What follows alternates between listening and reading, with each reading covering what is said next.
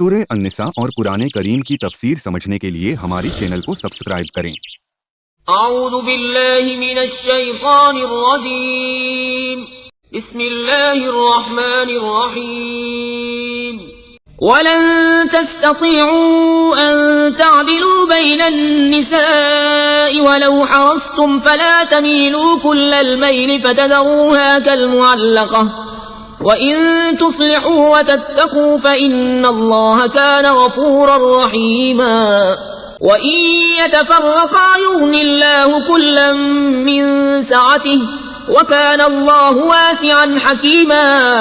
اللہ ارشاد فرماتا ہے اور تم سے ہرگز نہ ہو سکے گا کہ عورتوں کو برابر رکھو، اگرچہ تم کتنی ہی اس کی حرص مانی لالچ کوشش، اگرچہ تم کتنی ہی اس کی حرص کرو تو یہ نہ کرو کہ ایک ہی بیوی کی طرف پورے جھک جاؤ اور دوسری لٹکتی ہوئی چھوڑ دو،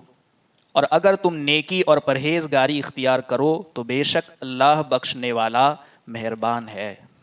اور اگر وہ میاں بیوی دونوں، وہ یعنی کہ میاں بیوی دونوں جدا ہو جائیں تو اللہ اپنی وسعت سے ہر ایک کو دوسرے سے بے نیاز کر دے گا، اور اللہ وسعت والا حکمت والا ہے۔ یہ ان دو آیتوں کا سیدھا ترجمہ ہے۔ ان آیات سے پہلے آیت نمبر 128 کے اندر ہم یہ سن چکے کہ اگر کسی عورت کو اپنے شوہر کی طرف سے کسی زیادتی یا سختی کا اندیشہ ہو یا بے رغبتی کا اندیشہ ہو تو اس کے لیے کوئی حرج نہیں کہ وہ اپنے کچھ حقوق معاف کر دے یا کچھ حقوق کا بوجھ شوہر سے کم کر دیں اور آپس میں صلح کر لیں۔ تو یہ صرف عورت کو نہیں بلکہ پھر مرد کو بھی کہا گیا کہ اگرچہ تمہیں تمہاری بیویوں میں سے کوئی ایک ناپسند ہو یا کسی وجہ سے اس کی بڑھتی عمر کی وجہ سے ہو یا کسی بھی وجہ سے اس کے رنگ و روپ کی وجہ سے تمہیں رغبت کم ہو، پھر بھی تم ان کے ساتھ اچھا سلوک کرو، ان کے ساتھ اچھا برتاؤ کرو اور صلح کر لو۔ یعنی صلح کرنا جدا ہونے سے بہت زیادہ بہتر ہے، یہ اگلی آیت میں ہم سن چکے۔ اب یہاں کہا جا رہا ہے کہ اگر تم سے ہرگز نہ ہو سکے گا، یعنی شوہر کو کہا جا رہا ہے کہ تم سے یہ ہرگز نہ ہو سکے گا کہ تم بیویوں میں برابر برتاؤ کرو۔ کس اعتبار سے؟ دلی محبت کے اعتبار سے، کیونکہ دلی محبت یہ انسان کے اختیار میں نہیں ہے، انسان کی اس میں قدرت نہیں ہے، اور نہ ہی انسان کو اس کا مالک بنایا گیا ہے۔ ایک انسان کی طبیعت اپنی بیوی، یعنی جن کی ایک سے زیادہ بیویاں ہیں ان کی بات ہے کہ ایک انسان کی طبیعت کسی بیوی کی طرف زیادہ مائل ہوتی ہے اور کسی کی طرف کم۔ اس کی بیویوں میں ایک بیوی سے زیادہ محبت ہے، کسی سے کم ہے۔ تو یہ محبت جو ہے دلی محبت، یہ انسان کے اختیار میں نہیں ہے، انسان کی قدرت میں نہیں ہے، نہ ہی انسان کو اس کا مالک بنائے گا۔ تو کہا کہ تم سے ہرگز نہ ہو سکے گا اس معاملے میں، محبت کے معاملے میں، کہ تم برابر ایک بیویوں کے ساتھ برتاؤ کرو، مگر جو معاملات تمہارے اختیار میں ہیں، جو معاملات تمہاری قدرت میں ہیں، جیسا کہ انہیں ان کے ساتھ بات چیت کرنا، حسن اخلاق سے پیش آنا،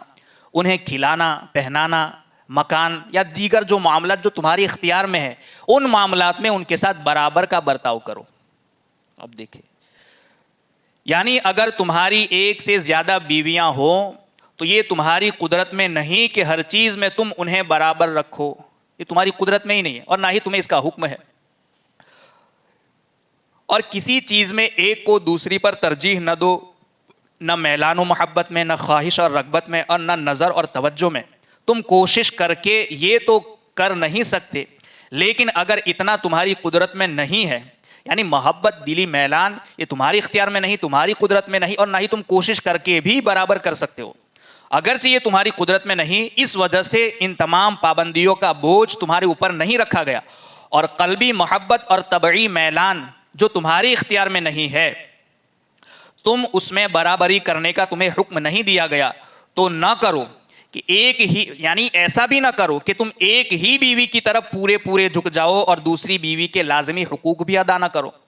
یعنی اگرچہ دلی محبت، دلی میلان، طبعی میلان تمہاری اختیار میں نہیں ہے، کسی سے آپ زیادہ محبت کرتے ہیں، کسی سے کم، تو اس میں آپ برابری نہیں کر سکتے، نہ صحیح، مگر جو معاملات تمہاری اختیار میں ہے تو ان معاملات میں ایسا نہ کرو کہ تم ایک ہی کی طرف جھک جاؤ اور دوسری کو بالکل لٹکتا ہوا چھوڑ دو، یعنی کہ اس کا شوہر ہونے کے باوجود شوہر سے کوئی نفع نہ ملے، نہ تو خرچ مل رہا ہے، نہ ہی کھانے پینے کی چیزیں مل رہی، یعنی دیگر معاملات میں تو ایسا بھی نہ کرو کہ دوسری کو بالکل ہی چھوڑ دو اور ایک ہی کی طرف جھک جاؤ، بلکہ جو اس کے لازمی حقوق ہیں وہ تو ادا کرتے رہو، بلکہ جہاں تک تمہیں قدرت اور اختیار ہے وہاں تک یکساں برتاؤ کرو ان معاملات میں۔ کن معاملات میں؟ کیونکہ محبت اختیاری شے نہیں تو بات چیت، حسن اخلاق، کھانے پینے پہننے، پاس رکھنے، ایسے امور جن میں برابری کرنا تمہاری اختیار میں ہے، ان امور میں دونوں کے ساتھ برابر کا برتاؤ کرو۔ یعنی کپڑا دینا ہے، کپڑا پہنانا ہے، تو یہ تمہاری اختیار میں ہے، تمہاری قدرت میں۔ دلی میلان، دلی محبت، یہ تمہارے اختیار میں نہیں۔ انسان کی طبیعت کسی کی طرف زیادہ مائل ہوتی ہے، کسی کی طرف کم، تو جس میں اختیار نہیں ہے اس کا تمہیں پابند نہیں، مگر جو معاملہ تمہاری اختیار میں ہے، ان کو کھلانا، ان کو رہن سہن کے لیے مکان دینا، یا ان کے ساتھ بات چیت کرنا، حسن اخلاق سے پیش آنا، جو معاملہ تمہاری اختیار میں ہے ان معاملات میں تمہیں برابری کا سلوک کرنا چاہیے۔ ہاں، وَإِن يَتَفَرَّقَا يُغْنِ اللَّهُ كُلًّا مِّن سَعَتِهِ وَكَانَ اللَّهُ وَاسِعًا حَكِيمًا، اور اگر میاں بیوی دونوں جدا ہو جائیں، یعنی ایسا ہے کہ پھر دونوں کی بن ہی نہیں پا رہی ہے، تو نہ تو عورت مرد کی محتاج ہے، نہ مرد عورت کا محتاج ہے۔ ایسا نہیں کہ بالکل اب زندگی آگے گزر نہیں سکتی، نہ تو عورت مرد کی محتاج ہے کہ یہی مرد، اور نہ ہی مرد اس عورت کا محتاج ہے، بلکہ اللہ تعالیٰ، دونوں مرد اور عورت دونوں اللہ کے محتاج ہیں۔ جدا ہو جائیں، اللہ تعالیٰ اس عورت کو اس مرد سے بہتر شوہر دے گا، اور اس مرد کو اس عورت سے بہتر بیوی عطا فرمائے گا۔ اور اگر وہ میاں بیوی دونوں جدا ہو جائیں تو اللہ اپنی وسعت سے ہر ایک کو دوسرے سے بے نیاز کر دے گا، یعنی ہر ایک کو دوسرے سے بہتر عطا فرمائے گا، اور اللہ وسعت والا، حکمت والا ہے۔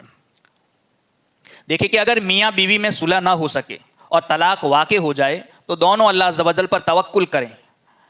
اور اللہ کریم عورت کو اچھا خاوند اور مرد کو اچھی بیوی عطا فرما دے گا۔ اللہ وسعت والا اور وسعت بخشنے والا ہے۔ یعنی اگر ایسا ہے کہ صلح کرنے کے بعد بھی معاملات ٹھیک نہیں ہو پاتے ہیں تو ایسا نہیں کہ راستہ بند ہے، بلکہ الگ ہو جائیں۔ اگر طلاق واقع بھی ہو جائے تو اللہ کی رحمت سے امید رکھے کہ ہو سکتا ہے کہ اللہ مجھے اس مرد سے بہتر شوہر عطا فرمائے، اور اس مرد کو ہو سکتا ہے کہ اس عورت سے بہتر کوئی بیوی عطا فرما دے۔ اس آیت سے معلوم ہوا کہ نہ عورت بالکل مرد کی محتاج ہے اور نہ ہی مرد بالکل عورت کا حاجت مند ہے، سب اللہ عز و جل کے حاجت مند ہیں۔ ایک دوسرے کے بغیر کام چل سکتا ہے۔ عام طور پر طلاق کے بعد عورت اور اس کے گھر والے بہت غمزدہ ہوتے ہیں، اور یہ ہوتا ہے، انسان کی فطرت ہے کہ جب جدائی ہو جاتی ہے میاں بیوی کے درمیان یا طلاق واقع ہو جاتی ہے تو پھر میاں بیوی دونوں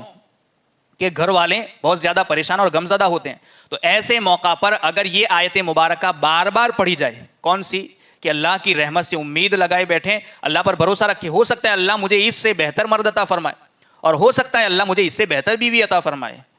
تو بار بار آیت پڑھی جائے تو انشاءاللہ عز و جل دل کو تسکین ملے گی، اور اللہ عز و جل مناسب حل بھی عطا فرما دے گا۔ بلکہ یہ تو بہترین وظیفہ ہے کہ اس سے دلی سکون بھی ملتا ہے اور اللہ بہتر حل بھی عطا فرما دے۔ اور اس میں شوہروں کو بھی ہدایت ہے کہ وہ اپنے آپ کو بیویوں کے مالک اور مختار نہ سمجھیں، اور یہ نہ سمجھیں کہ اگر انہوں نے چھوڑ دیا تو اب کائنات میں کوئی ان عورتوں کا سہارا نہیں رہے گا۔ یعنی آج کل یہ بھی ہوتا ہے، مرد ایسے حاکم اور ایسی حکومت کرتے ہیں کہ جیسے میرے علاوہ اس کا کوئی ہے ہی نہیں، اگر میں چھوڑ دوں گا تو اس کا کوئی سہارا نہیں۔ ایسا نہیں ہے، نہ کوئی کسی کا محتاج ہے، ہر کوئی اللہ کا محتاج ہے۔ اللہ کی کائنات بہت بڑی ہے، ہو سکتا ہے تم سے بہتر اس عورت کے لیے اللہ نے کسی شوہر کا انتظام کیا ہو، تو عورتوں کا سہارا نہیں رہے گا، ایسا نہیں، نہیں، اللہ عز و جل ان کو سہارا دے گا۔ اسی سلسلے میں یہاں ایک مفید وظیفہ پیش خدمت ہے، سماعت فرمائیں۔ اس وظیفے سے پہلے ایک بات آپ سن لیں کہ عورتوں کے ساتھ برابر کا برتاؤ۔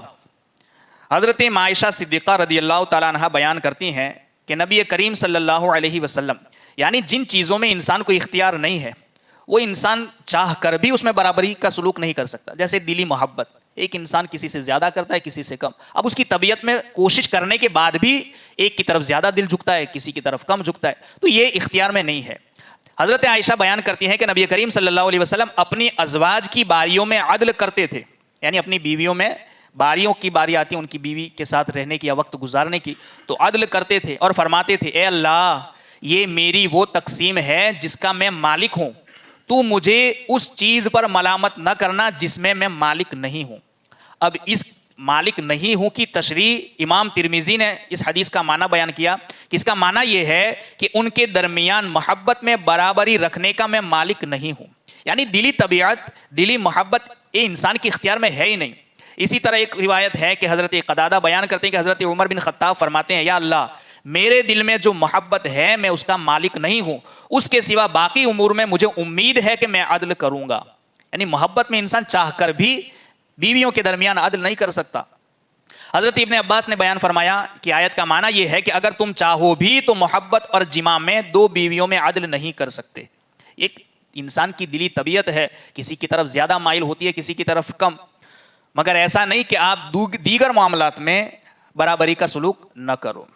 بہرحال یہاں ایک وظیفہ بیان کیا گیا. حضرت ام المؤمنین حضرت ام سلمہ رضی اللہ تعالی عنہ فرماتی ہیں، یہاں جو روایت ہے اس کے علاوہ میں نے ایک جگہ پڑھا تھا کہ حضرت ام سلمہ رضی اللہ تعالی عنہ کے جو شوہر تھے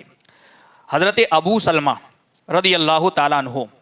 یہ اللہ کے رسول صلی اللہ تعالی علیہ وسلم کی بارگاہ میں بیٹھے ہوئے تھے. وہاں آپ نے ایک حدیث پاک سنی کہ اللہ کے رسول نے فرمایا کہ جس بندے کو کوئی مصیبت پہنچے وہ یہ دعا پڑھے. کون سی؟ انا للہ و انا الیہ راجعون اللہم ارجونی فی مصیبتی واخلف لی خیرا منہا. تو اللہ تعالیٰ اسے مصیبت پر ثواب عطا فرمائے گا اور اس سے بہتر چیز اسے عطا فرمائے گا.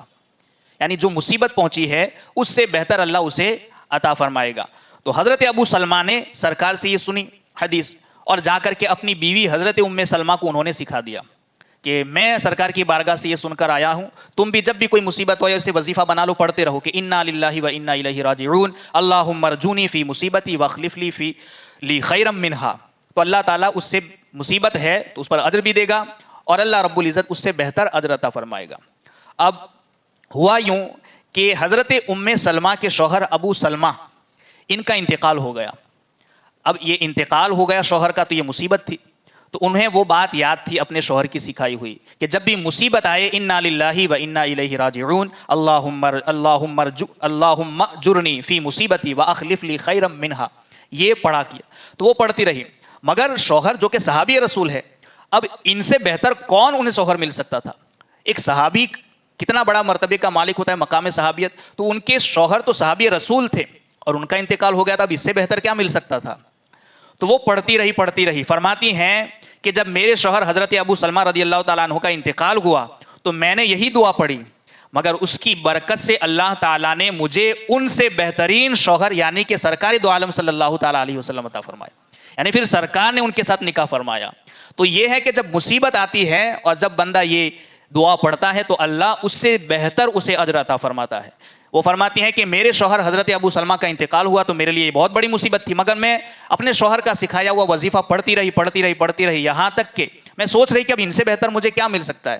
تو پھر اللہ رب العزت نے ان سے بہتر یعنی سرکار علیہ الصلوۃ والسلام کی صورت میں انہیں شوہر عطا فرمایا. تو یہ ہے، آپ بھی یاد کر لیں، انا للہ و انا الیہ راجعون اللہم اجرنی فی مصیبتی واخلف لی خیرا منہا. جب بھی کوئی بھی مصیبت آئے بار بار اس کو پڑھتے رہیں، اللہ اجر بھی دیتا ہے اور اس سے بہتر اس کا بدلہ عطا فرماتا ہے. اللہ رب العزت کہی سنی باتوں پر ہم سب کو عمل کی توفیق عطا فرمائے. اللہم ربنا نور قلوبنا بالقرآن وزین اخلاقنا بالقرآن ونجنا من النار بالقرآن وادخلنا فی الجنة بالقرآن. اللہم ارزقنا تلاوة القرآن اللہم اہدنا ہدایت القرآن اللہم ربنا آتنا شفاعت القرآن وصلی اللہ تعالی علی خیر خلقہ ونور عرشہ محمد وعلی آلہ واصحابہ اجمعین برحمتک یا ارحم الراحمین.